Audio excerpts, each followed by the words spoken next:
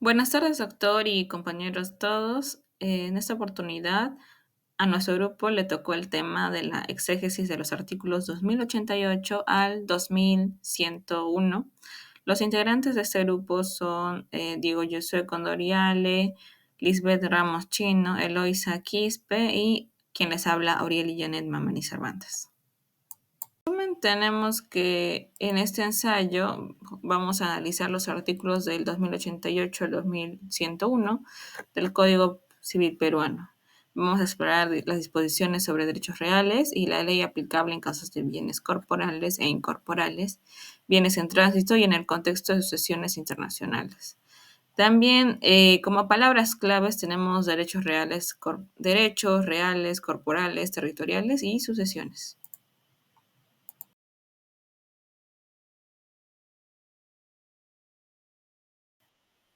Como sumario, contamos con 4 capítulos. El primero hablaremos sobre los bienes corporales, derechos sobre bienes corporales, los bienes corporales en tránsito, desplazamiento de bienes corporales y prescripción de acciones sobre bienes corporales.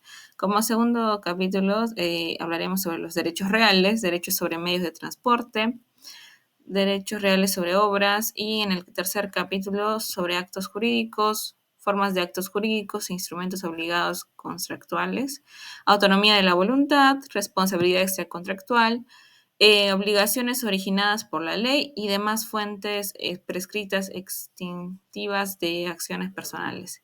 Y por último capítulo, el cuarto, que es sobre sucesiones, la sucesión y último domicilio del causante y sucesión de bienes ubicadas en el Perú. Como introducción tenemos que el Código Civil peruano, en sus artículos 2088 al 2101, va a establecer normas precisas para la regulación de derechos reales sobre bienes corporales e incorporales, abarcando desde bienes en tránsito hasta aquellos involucrados en sucesiones internacionales.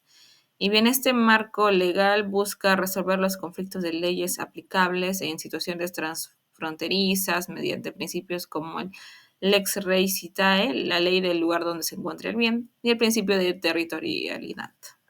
Y en el presente ensayo vamos a analizar con profundidad cómo esas disposiciones legales aportan seguridad, claridad y coherencia en el tratamiento de derechos reales en un mundo globalizado, ¿no? Donde las transacciones y la movilidad de bienes requieren una normativa adaptada a una nueva realidad. Como objetivos tenemos los siguientes. El primero es explorar cómo el Código Civil peruano establece la aplicación de la Lex Rei Citae en los derechos reales sobre bienes corporales, enfatizando la seguridad jurídica que proporciona la regulación basada en la ubicación de los bienes al momento de construirse el derecho real. El segundo es examinar el régimen de matrícula para medios de transporte y cómo la ley de la matrícula regula la constitución de transferencia y extinción de derechos sobre estos bienes, permitiendo claridad, efectividad en su regulación transfronteriza. El siguiente es analizar las disposiciones relacionadas con la forma de los actos jurídicos e instrumentos con énfasis en la aplicación de la ley del lugar en que se otorgan y en el rol de las autoridades diplomáticas y consulares peruanas en el extranjero, ¿no? Según las disposiciones del Código Civil.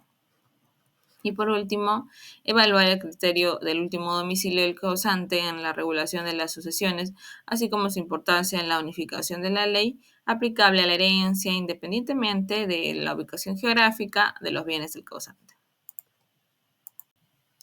Capítulo primero. Bienes corporales. Según la Constitución, el artículo 2088 tiene como título Derechos sobre bienes corporales y en él se menciona que la Constitución, el contenido y extinción de los derechos reales sobre bienes corporales se rige por la ley de su situación al momento de constituirse el derecho real.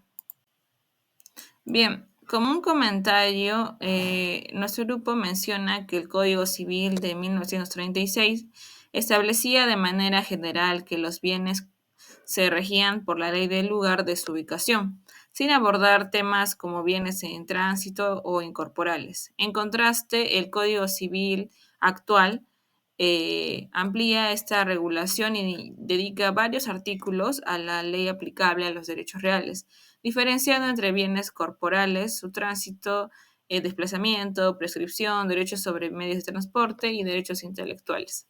Esta especialización hace que el artículo 2088 aplique la Lex Res Citae solo a bienes inmuebles no en tránsito, simplificando la aplicación de la ley en función de su ubicación física, conforme a la doctrina.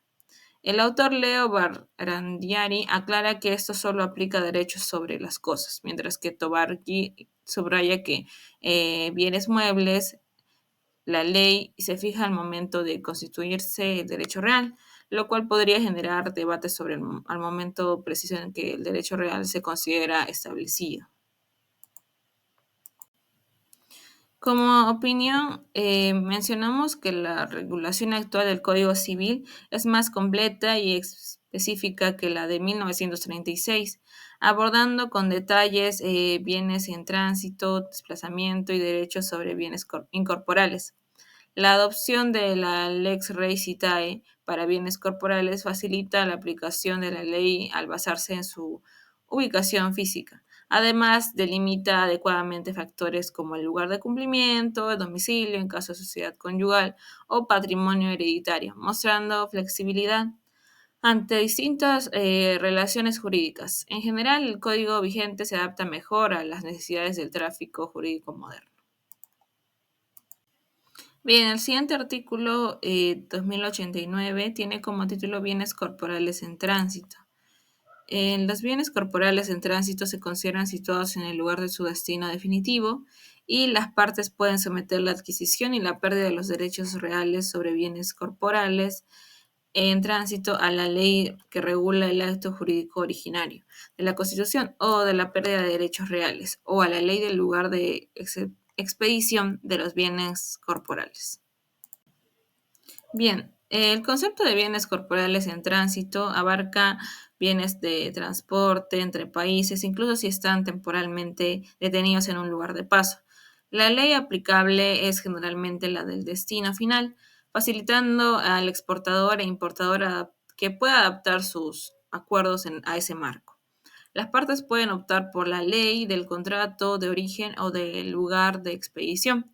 Esta última es más fácil, ya que va a aplicar ya que se va a aplicar cuando el destino es incierto, ¿no? Y para proteger a terceros, la elección de la ley de las partes no es oponible, aplicándose la Lex Rei Citae en su lugar. Los bienes destinados a exportación, aunque aún no en tránsito, caen en una zona gris donde la ley aplicable se define según la situación que sea más relevante. Como opinión, tenemos que la regulación actual sobre bienes en tránsito brinda flexibilidad en el comercio internacional y va a priorizar la ley del destino final para integrar los bienes de su mercado. Y eso permitirá además que las partes elijan entre la ley del acto jurídico o la del lugar de expedición, facilitando la gestión de derechos en operaciones complejas. La protección a terceros mediante la no oponibilidad de la elección de la ley garantiza seguridad jurídica. Finalmente, la consideración de bienes en futuros tránsitos muestran la adaptabilidad del código a las realidades del comercio global, aunque exige una interpretación precisa en cada caso. El artículo 2090 tiene como título Desplazamientos de bienes corporales. El desplazamiento de los bienes corporales no influye sobre los derechos que haya sido válidamente constituidos bajo el imperio de la ley anterior. No obstante, tales derechos solo pueden ser opuestos a terceros después de cumplidos los requisitos que establezcan la ley de la nueva situación. Bien, los conflictos móviles en el derecho internacional privado ocurren cuando el cambio de ubicación de un bien implica la aplicación sucesiva de diferentes leyes. Y para resolverlo se puede optar por la ley de la ubicación original o de la nueva ubicación, considerando la validez del acto y los intereses del tráfico jurídico. Mientras los bienes inmuebles se rigen siempre por la Lex Res Citae, los bienes muebles pueden estar sujetos a leyes cambiantes y además para que los derechos sobre bienes traslados sean oponibles a terceros en la nueva jurisdicción. deben cumplir con sus requisitos locales como la inscripción registral cuando sea exigida y en el caso de los derechos de garantía y reserva de propiedad, la ley de la nueva ubicación prevalecerá para la oponibilidad frente a terceros. Bien, los conflictos móviles en el derecho internacional privado plantean el desafío de aplicar leyes distintas a bienes que cambian de país. Para resolverlo, se considera tanto la ley de la ubicación original para proteger derechos adquiridos como la ley de la nueva ubicación para cumplir con los requisitos locales y garantizar la oponibilidad frente a terceros. En bienes muebles y derechos de garantía es clave que el titular cumpla con las normas de la nueva jurisdicción, como en la inscripción registral, y esa regulación es flexible, equilibra la protección también de derechos con la seguridad jurídica en el tránsito internacional. El artículo 2091, prescripción de acciones sobre bienes corporales. Menciona que la prescripción de acciones relativas a bienes corporales que cambian de lugar durante el plazo de prescripción se rigen por la ley del lugar en que se complete el tiempo necesario para prescribir conforme a la ley de dicho lugar. Es clave considerar que los hechos jurídicos ocurren en momentos específicos y el tiempo impacta en su efecto legal mediante la prescripción. En conflictos móviles, cuando un bien cambia de ubicación, surgen dos soluciones: aplicar la ley del lugar original o la de la nueva ubicación. En el caso de bienes muebles, si el bien se mantiene en el país inicial, la prescripción se consolida según su ley, ¿no? Si es traslado, antes de completar el plazo, se aplica la ley del nuevo país, pero puede variar en sus requisitos. Y algunos autores, sin embargo, sugieren que se respete siempre la ley original, la lex rei citae, acumulando el tiempo ya transcurrido en el lugar para proteger derechos adquiridos. Bien, como opinión, la regulación sobre la prescripción de bienes corporales equilibra el respeto de los derechos adquiridos con la adaptabilidad a las leyes del nuevo lugar. Si el bien completa el plazo de prescripción en su ubicación original, se aplicará la ley de ese lugar. Pero si se traslada antes, la ley de la nueva ubicación prevalecerá, aunque implique un plazo más largo. Esta normativa va a proteger tanto al poseedor original como a los requisitos del país del destino, ¿no? Consolidando derechos adquiridos y ofreciendo un balance justo entre continuidad y flexibilidad en el tráfico jurídico internacional. Continuando con la exposición, vamos a ver el capítulo 2, el cual habla principalmente de los derechos reales, ¿no? Estos están contenidos en dos artículos, 2092 y 2093. El artículo 2092, encontrado en el Código Civil sobre derechos sobre medios de transporte, nos habla que la constitución, la transferencia y extinción de los derechos reales sobre los medios de transporte sometidos a un régimen de matrícula se regulan por la ley del país donde ésta se haya efectuado.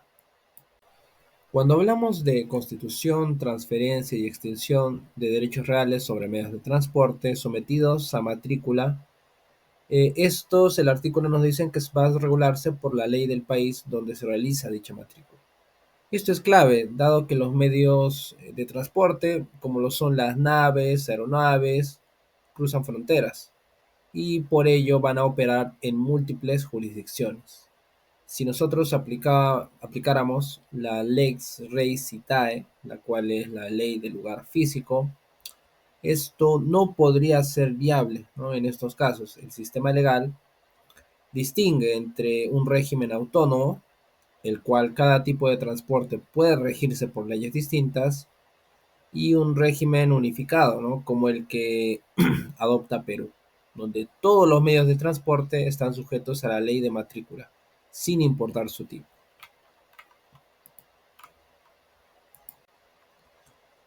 Es importante la aplicación de este artículo ya que da claridad, ¿no? Asimismo también da seguridad jurídica de que, por ejemplo, una embarcación o alguien que esté pasando, ¿no?, por un país vecino no pueda ser sometido a su jurisdicción, ya que, como se ha dicho, según el artículo, debe ser sometido a la regulación donde se realiza dicha matrícula. Por lo tanto, esto logra evitar conflictos de jurisdicción en el ámbito internacional, dado que proporciona un marco uniforme y confiable para los derechos sobre estos bienes. Continuando, tenemos el artículo 2093, derechos reales sobre obras. La existencia y los alcances de los derechos reales relativos a las obras intelectuales, artísticas o industriales se rigen por lo dispuesto en los tratados y leyes especiales, y si estos no fueran aplicables por la ley del lugar donde dichos derechos se hayan registrado. Bien, los derechos sobre obras intelectuales, artísticas o industriales van a regirse primero por lo que vienen siendo los tratados y leyes especiales aplicables, ¿no? Y en caso no existieran estos, por la ley del lugar donde los derechos fueron registrados, ¿no? Nosotros sabemos de que estas obras intelectuales, por ejemplo, suelen ser intangibles y por lo tanto no poseen una ubicación física. No pueden ser reguladas por el principio de lex recitae. En cambio, se utiliza el principio de lex loci protectionis, la cual es ley del país de protección, que es aplicable en el país donde se busca hacer valer el derecho. Este artículo podría decirse que está reforzado, ¿no? Como he mencionado antes, por distintos tratados internacionales, pudiendo destacar al Convenio de París para la protección de la propiedad industrial y el Convenio de Berna para la protección de obras literarias y artísticas, los cuales en este caso van a facilitar la protección y el reconocimiento de estos derechos a nivel internacional, permitiendo que los autores y titulares puedan ejercer y proteger, ¿no?, sus derechos, sea en cualquier jurisdicción, en cualquier país, ¿no? Por ejemplo. Artículo 2094. Forma de actos jurídicos e instrumentos. La forma de los actos jurídicos y de los instrumentos se rige por la ley del lugar en que se otorgan o por la ley que regula la relación jurídica objeto del acto.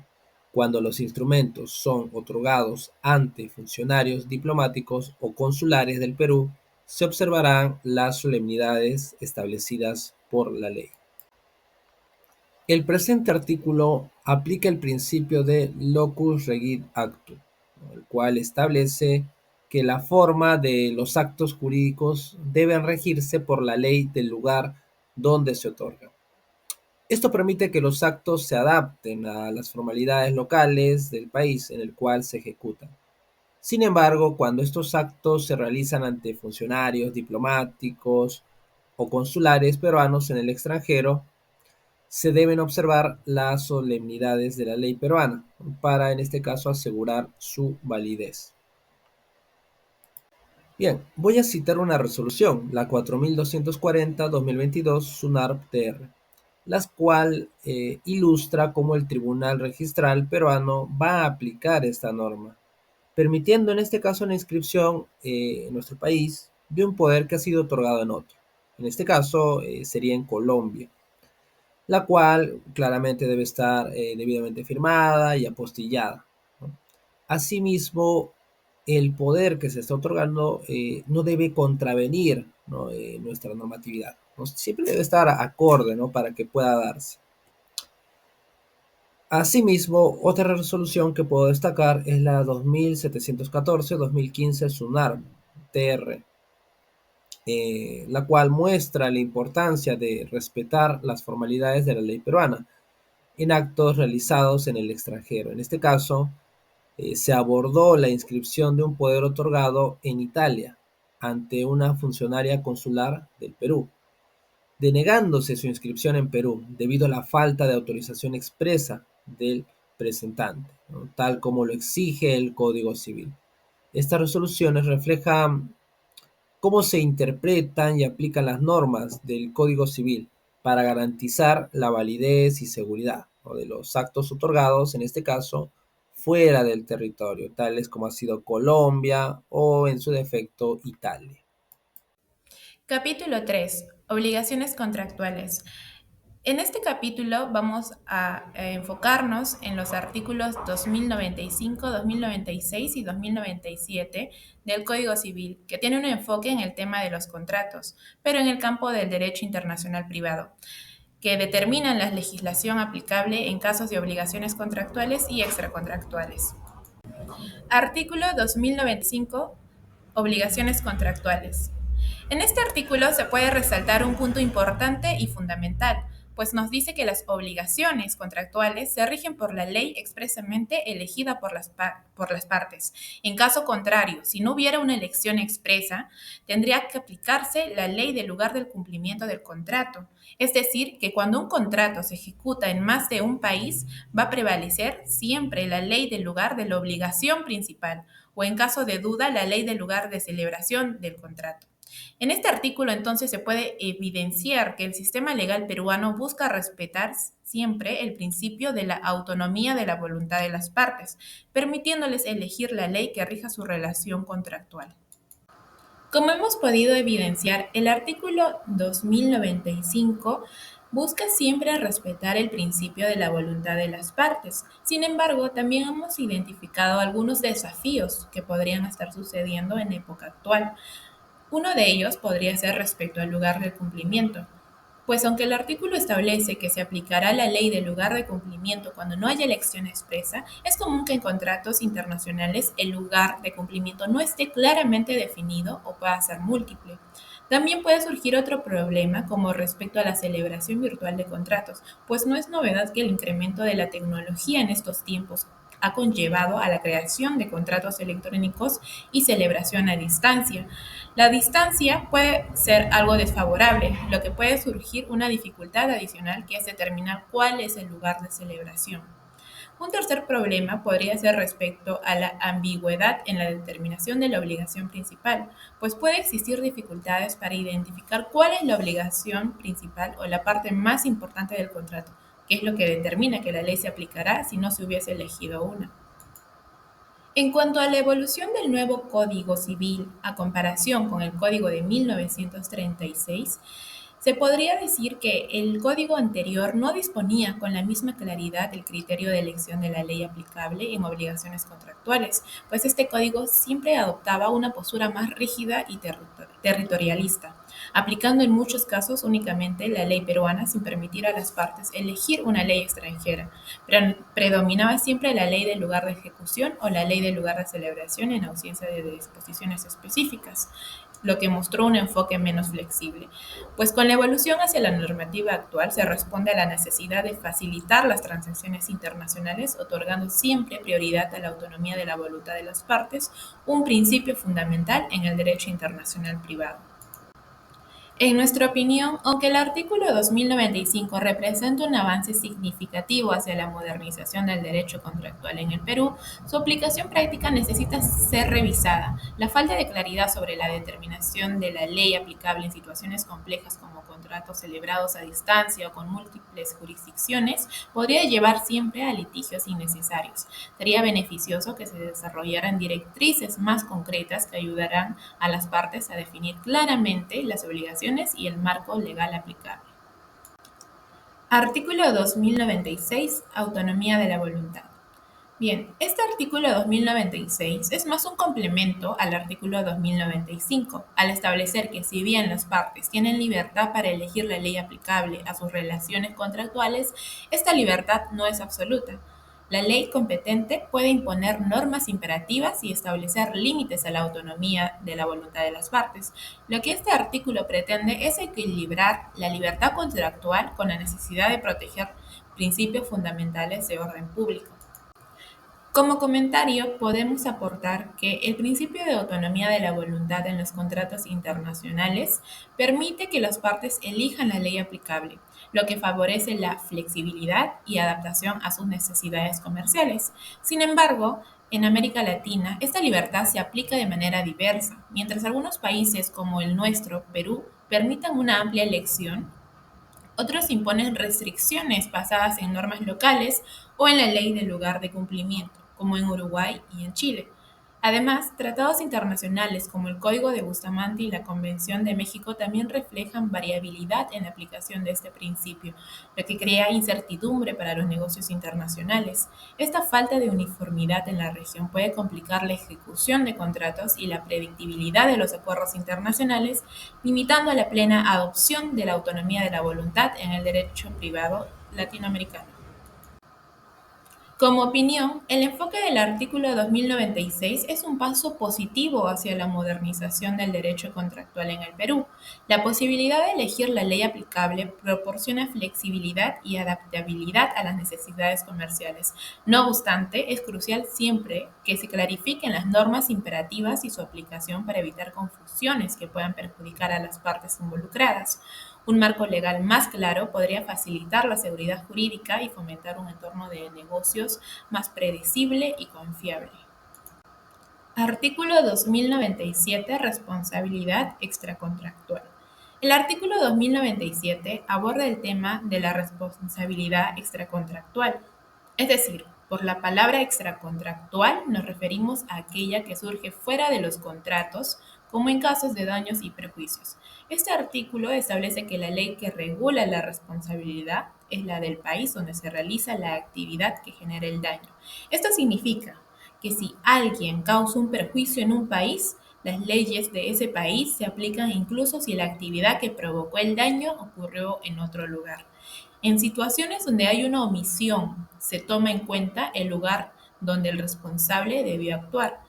Además, si la ley del lugar donde ocurrió el daño considera al agente responsable, pero la ley del lugar de la actividad no lo considera, se aplicará la primera ley si se puede prever el daño, por lo que podemos deducir que este artículo busca asegurar que las víctimas tengan acceso a la justicia en su país, aunque las circunstancias del caso sean complejos. Como comentario podemos decir que el artículo 2097 tiene un enfoque con finalidad de asegurar que las víctimas tengan acceso a la justicia en su propio país, garantizando un equilibrio en la aplicación de las leyes en contextos transnacionales. Sin embargo, la complejidad que surge al considerar múltiples jurisdicciones puede llevar a confusiones, especialmente en casos donde el daño y la actividad generadora están en países diferentes. En nuestra opinión, este artículo busca facilitar el acceso a la justicia para las víctimas. Sin embargo, este enfoque puede ser confuso en casos donde el lugar del daño y el de la actividad no coinciden. Lo que esta ambigüedad podría dejar es desproteger a las víctimas si la ley del lugar de producción no considera responsable a la empresa. Además, aunque la inclusión de responsabilidad por omisión es un avance importante en nuestro Código Civil, su aplicación podría generar incertidumbre si no se establecen criterios claros sobre cuándo se debe actuar. Por último, sería beneficioso equilibrar la protección de las víctimas con la soberanía de otros países, tal como propone la Ley Federal de Austria, que sugiere considerar la ley de otros países si existe un vínculo más fuerte. Esto podría ayudar a resolver conflictos legales y asegurar una justicia más efectiva para todos los involucrados.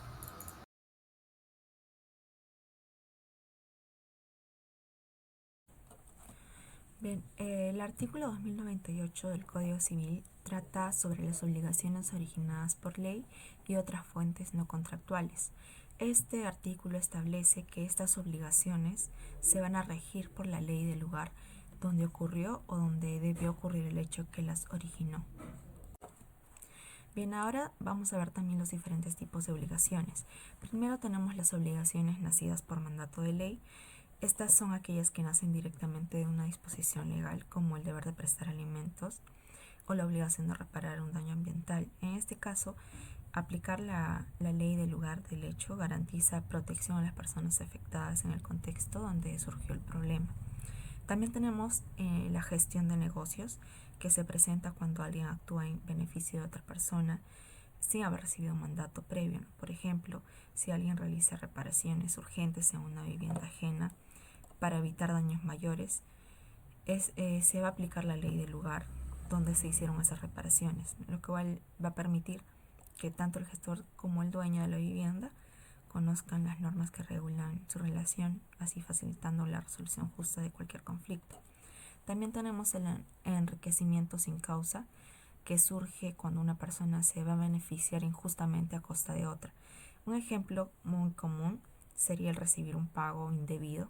En estos casos, aplicar la ley del lugar donde ocurrió el enriquecimiento va a permitir que las partes afectadas puedan exigir una restitución de acuerdo con las normas locales.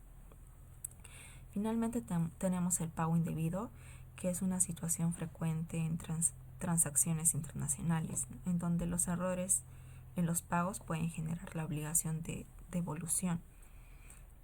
Aquí el aplicar la ley del lugar del pago va a evitar confusiones y va a facilitar que ambas partes tengan un marco claro para resolver el error. Ahora, pasando con el artículo 2099 de nuestro Código Civil, va a tratar de la prescripción extintiva de las acciones personales. Este artículo establece que el proceso de prescripción, es decir, la extinción de acciones personales, se va a regir por la ley que regula la obligación que se va a querer extinguir. Esto significa que se aplicará la misma ley tanto para la obligación principal como para su prescripción. Este artículo tiene como objetivo proporcionar seguridad jurídica, tanto para el acreedor como para el deudor, en el ejercicio y extinción de sus derechos. Aquí la prescripción extintiva permite que si pasa el tiempo sin que se ejerza el derecho, la obligación se puede considerar extinguida, ¿no? Así la ley aplicable a la obligación también se encarga de regular su posible extinción, asegurando que tanto la creación como la extinción de la obligación estén bajo el mismo marco normativo. Tenemos también la previsibilidad, que es un beneficio importante este artículo, ya que permite que tanto el acreedor como el deudor conozcan de antemano el tiempo que tienen que para exigir el cumplimiento o la extinción de una deuda, lo que contribuye a la seguridad jurídica, ya que el acreedor va a saber cuánto tiempo tiene para hacer valer su derecho y el deudor conozca el plazo tras el cual la deuda va a tener que considerarse extinguida. Bien, ahora desde otro enfoque, el artículo 2099 va a proteger los derechos de ambas partes en la relación obligacional. Para el acreedor, pues, este artículo va a asegurar que el plazo de prescripción no se active sin que el acreedor conozca la duración y las características de este plazo, lo cual le va a permitir tomar decisiones informadas, ¿no? Al estar bajo la misma ley de obligación, el acreedor puede prever y planificar sus acciones de cobro o de ejecución sin el riesgo de ser sorprendido. Ahora, para el deudor, esta prescripción extintiva le va a dar certeza sobre el tiempo en que estará expuesto a una reclamación del acreedor. Así el deudor va a tener la expectativa legítima de que la deuda se extinguirá si el acreedor no actúa en los plazos previstos, lo cual le va a permitir defenderse adecuadamente ante un reclamo posterior. Bien, ahora pasando con el artículo 2100, establece que la sucesión de una persona se va a regir por la ley del último domicilio del causante, sin importar en qué países estén ubicados sus bienes. Esta disposición es importante en el derecho internacional, ya que permite simplificar el proceso sucesorio cuando el causante tiene bienes en diferentes países. Este enfoque también va a reflejar la intención del legislador peruano, ¿no?, de establecer un criterio claro y único, garantizando seguridad jurídica para los herederos, quienes también van a saber de antemano cuál va a ser la ley que se aplicará en la sucesión. Además, este artículo establece también el último domicilio como el factor de conexión, es decir, el criterio que va a determinar cuál será la ley aplicable a la sucesión. ¿Por qué se elige el último domicilio y no la nacionalidad u otro criterio? Pues aquí el último domicilio va a ser el lugar donde la persona vivió de forma permanente, desarrollando relaciones personales y familiares, y donde probablemente tenga la mayor parte de su patrimonio.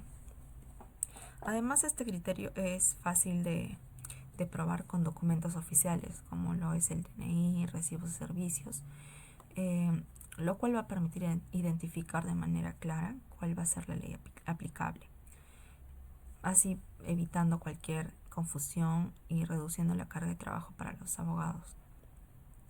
En términos de efectos jurídicos, este artículo tiene tres impactos que son clave. Primero, la unificación del régimen sucesorio, que va a significar que todos los bienes del causante van a estar regidos por una sola ley, lo cual es útil en el caso de personas con propiedades en varios países. Por ejemplo, si un ciudadano peruano fallece en otro país, será la ley del último domicilio la que regule toda la herencia, desde quiénes son los herederos hasta cómo se distribuirían los bienes. También tenemos la simplificación del proceso sucesorio internacional, ya que al existir una sola ley aplicable, pues el proceso va a ser más rápido y menos costoso, ya que los herederos no van a tener que iniciar trámites en distintos países ni enfrentar gastos adicionales. Y por último tenemos que el artículo también ayuda a la prevención de conflictos de leyes, ya que al dejar claro que la ley del último domicilio se aplicará, se van a evitar conflictos entre diferentes sistemas legales. Ahora el artículo 2101. ¿Qué nos dice este artículo? Pues establece que, aunque normalmente la sucesión se rige por la ley del último domicilio del fallecido, si los bienes están en Perú y las normas del país de origen indican que deben pasar a un estado o institución extranjera, entonces se van a aplicar las leyes peruanas. Esto significa que en Perú, que Perú va a tomar control sobre la sucesión de estos bienes, ¿no?, protegiendo su propio patrimonio y reafirmando su soberanía. Tenemos aquí supuestos de aplicación que deben cumplirse. O sea, para que el artículo 2101 se aplique deben cumplirse 3 condiciones.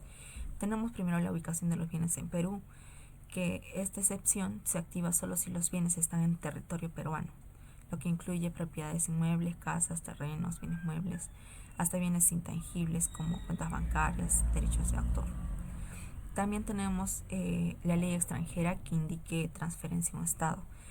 Además, debe ser la ley del último domicilio del fallecido la que determine que esos bienes peruanos deben ir a un estado extranjero, lo que implica analizar y entender que la ley extranjera, lo que puede ser un proceso complejo y en ocasiones requerir la ayuda de expertos en derecho extranjero, cooperación judicial internacional. También tenemos destinatarios extranjeros. Aquí los beneficiarios deben ser un estado extranjero o una institución de dicho país, ¿no?, como un gobierno extranjero o una entidad pública. Este punto muestra la preocupación de Perú, ya que sus bienes no caigan en manos de entes estatales extranjeros que puedan afectar intereses nacionales.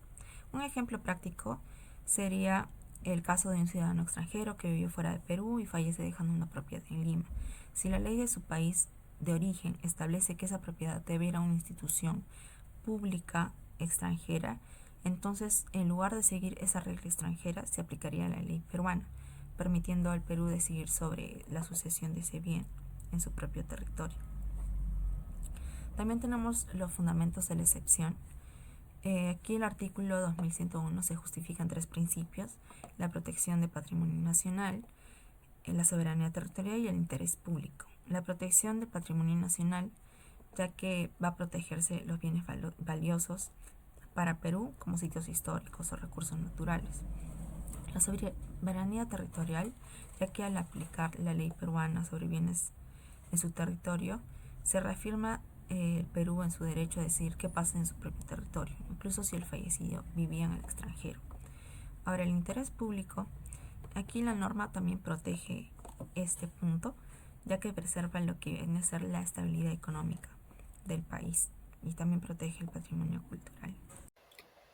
Bien, ahora con respecto a las conclusiones, primero tenemos que el análisis de la aplicación de la Lex Resitae en los derechos reales sobre bienes corporales muestra que el Código Civil peruano garantiza un alto grado de seguridad jurídica, al determinar que los derechos sobre estos bienes se rigen por la ley del lugar de ubicación. Este enfoque permite que tanto nacionales, extranjeros, puedan operar con certeza respecto a las normas que se aplican en cada jurisdicción, minimizando conflicto de leyes y facilitando las transacciones legales sobre bienes corporales. Luego tenemos, como segunda conclusión, la regulación basada en el régimen de matrícula para medios de transporte facilita una aplicación clara y estable de los derechos reales sobre estos bienes, independientemente de su desplazamiento internacional. La ley de matrícula permite unificar criterios y reducir la incertidumbre en las transacciones de medios de transporte, garantizando así que tanto la Constitución como la transferencia y extinción de estos derechos se rijan por una normativa clara y coherente. Como tercera, tenemos que la normativa que rige la forma de los actos jurídicos e instrumentos basada en la ley del lugar de otorgamiento brinda flexibilidad, adaptabilidad a los actos realizados fuera del territorio peruano. Además, el rol de las autoridades diplomáticas y consulares permite a los ciudadanos, ¿no? Sea que se encuentren en el extranjero, puedan realizar actos jurídicos bajo las solemnidades nacionales, ¿no? Protegiendo así la validez y efectividad de estos actos jurídicos, ¿no? Garantizando su cumplimiento formal. Y como cuarta conclusión, tenemos que la aplicación del criterio del último domicilio del causante en materia de sucesiones permite unificar una normativa aplicable a los bienes heredados, sin importar su ubicación geográfica. Este criterio asegura que los procedimientos sucesorios van a ser coherentes y van a evitar un conflicto de leyes, ¿no? Facilitando una transición ordenada y respetuosa de los derechos hereditarios de los sucesores. Al establecer una ley única para el proceso sucesorio, el Código Civil peruano contribuye con la claridad y seguridad jurídica en los asuntos internacionales de sucesión. Eso sería todo por nuestra posición. Gracias.